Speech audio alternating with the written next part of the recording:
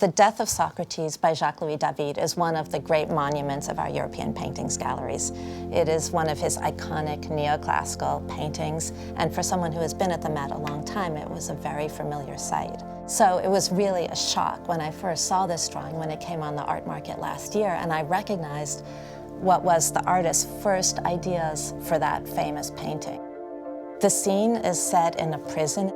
Socrates has been sentenced to death for corrupting the youth of Athens. He has already bid farewell to his family, and he is addressing his disciples and followers. David, in drawing the scene, is really interested in cataloging the range of emotional reactions of his disciples and his followers. Some of them are wailing, others have their head in their hands.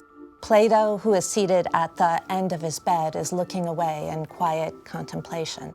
You can see, looking at the drawing, that David was really in a rush as he put down the lines, and he first began by drawing everything extremely quickly in black chalk, and then he goes over it in pen and ink. In some cases, he's reiterating or reinforcing certain features. In other cases, he's making changes. The guard has 2 arms, and Socrates has no fewer than 4 legs. And the reason behind all these visible changes has to do with David's exploration of this critical exchange of the handing of the cup of poison and the hand accepting it. Artistic invention is often shrouded in mystery, but with this, we have really a window onto David's creative process. And his process of thinking about these compositions was to look at his notebooks of all the antique sculpture he'd sketched in Rome, and you feel very closely the echoes of these poses. If you compare the drawing to the painting, you'll see that David made some additional changes. He no longer has Socrates' hand overlapping with the cup, but rather hovering just above it. And there's this sense of electricity in that small gap between his present and his fate. The painting has great solidity, and he's modeled everything with great care.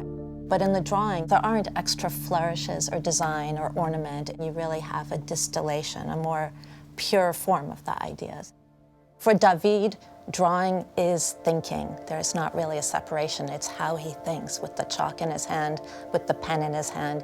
He works over every aspect of it, every aspect of placement, of psychology, until he finds the greatest resonance. It is those kind of building blocks, the trial and error, that are so often lost and forgotten and invisible, but with a drawing like this, it really allows us to see and marvel at those steps.